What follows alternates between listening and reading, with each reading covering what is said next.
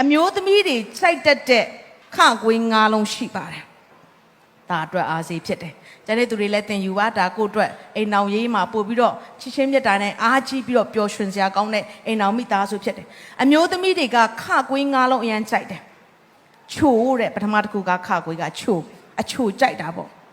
စကလုံးကြမ်းတမ်းရင်မကြိုက်ဘူးနော်ခင်မွန်းတဲ့တွေကနည်းနည်းစိတ်တူလိုက်ရင်အတန်မြင့်သွားတယ်အမျိုးသမီးတွေကအဲ့ဒါလုံးဝမကြိုက်ဘူးချိုးတတလေးပြောရင်အကုန်ခိုင်းတာမှန်သမျှလုပ်တယ်နောက်တစ်ခုကခကွေးကချော့မရင်လဲချော့မရင်လဲချော့အမြဲချော့ဆိုတော့ချော့လေးဂျိုက်လေးတော့ငါနားလာမကတ်နဲ့ဆိုရင်လည်းမဟုတ်ဘူးကတ်ပေးလိုက်အဲ့ဒါချော့ခံစီချင်တာချိုချော့နောက်တစ်ခုကချစ်အချစ်ကိုအရန်ကြိုက်တာဒါကြောင့်နာမည်မှာတော့ချစ်ပါတယ်နော်ဘလောက်ချစ်တာကြိုက်လဲဆိုတော့ချစ်တာကိုအရန်ကြိုက်တယ်အမျိုးသမီးတွေက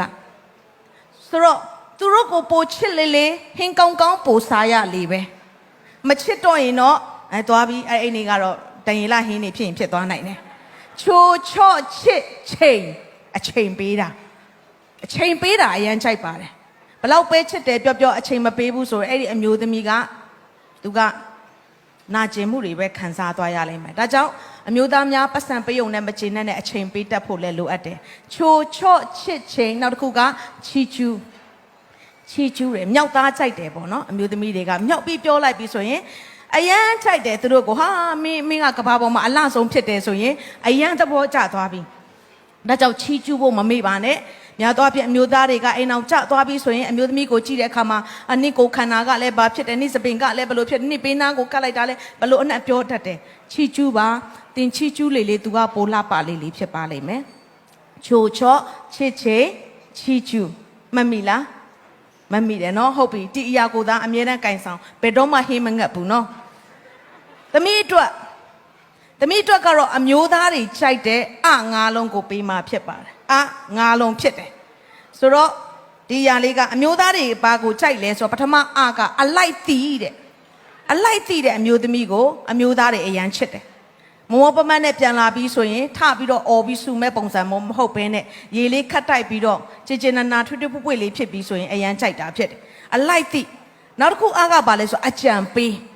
သူပြောသမျှပဲကောင်းငုံနေတာမဟုတ်ဘဲနဲ့သူ့အတွက်အကောင်းဆုံးသောအကြံဉာဏ်ကိုပေးနိုင်တဲ့အမျိုးသမီးကိုအမျိုးသားတွေကပို့ပြီးတန်ဖိုးထားတာဖြစ်တယ်ဒါကြောင့်အလိုက်တီးအကြံပေးနောက်အားတစ်ခုကအမေလိုပြုစုတာမိခင်လိုဟောင်းပွားလောက်တာမဟုတ်ဘူးနော်အမေလိုတော့အမေလိုပဲဒါပေမဲ့သူမှန်ကန်တဲ့နီးလန်းတော့မဟုတ်ဘဲနဲ့အမေတယောက်ထပ်တိုးသွားတာမျိုးဖြစ်သွားတတ်တယ်သူတို့လိုချင်တာကအမေလိုကြည့်ရှုပြုစုတဲ့သူကိုလိုချင်တာဖြစ်တယ်အလိုက်တီးအကြံပေးအမေလိုပြုစုနောက်တစ်ခုကအလိုတော်ကိုဝန်ခံတတ်သောအမျိုးသမီးကိုကြိုက်တာဖြစ်တယ်30ရပြီးဆိုရင်နောက်ထပ်100ရရင်1000ရရင်1000ဆိုပြီးတော့လောဘတက်တဲ့အမျိုးသမီးမဟုတ်ဘဲနဲ့ဖခင်ရဲ့အလိုတော်ကိုအချိန်နေခက်ခဲမှုကြုံတဲ့အခါမှာဝန်ခံတတ်သောအမျိုးသားတွေကိုအမျိုးသမီးတွေကိုအမျိုးသားတွေကနှစ်သက်တာဖြစ်တယ်နောက်ဆုံးတစ်ခုကတော့အလှပြင်တတ်ဖို့ရန်အတွက်ဖြစ်တယ်ဘာကြောင့်လဲဆိုတော့အိမ်အောင်ကျသွားပြီးဆိုရင်အလှပြင်တာရော့သွားတတ်တယ်အမျိုးသမီးတွေမှာလေအရင်လောက်သိမ့်မပြင်တတ်တော့ဘူးဈေးသုံးဖို့ကိုဖဲ့လိုက်ရတာနဲ့သားသမီးတွေအတွက်ဖဲ့လိုက်ရတာနဲ့အနာဂတ်အတွက်ဆုလိုက်ရတာနဲ့နောက်ဆုံးကို့မှာကျတော့မျက်ခုံးမွေးဆဲတံတော့မဝယ်ဖြစ်နိုင်တဲ့အမျိုးသမီးတွေအများကြီးရှိတယ်ဒါကြောင့်နော်အလှပြင်တတ်တော်သူလည်းဖြစ်ဖို့လိုအပ်ပါတယ်လို့ဒါကြောင့်ဒီနော်ငါးလုံးနဲ့ခကွေးငါးလုံးကကိုယ့်ရဲ့အသက်တာထဲမှာနေ့တိုင်းလှုပ်ဆောင်တဲ့အခါမှာတာယာတဲ့အိမ်တောင်ပျော်ရွှင်စရာကောင်းတဲ့အိမ်တောင်ကြောင်းနဲ့ကြောက်အပေးယူတက်ပြီးတော့စံပြအိမ်တောင်ဘုရားရှိလူရှိမှာဘုန်းတည်ထင်ရှားပြီးတော့ကောင်းချီးမင်္ဂလာခံစားတဲ့အိမ်တောင်ဖြစ်ပါလိမ့်မယ်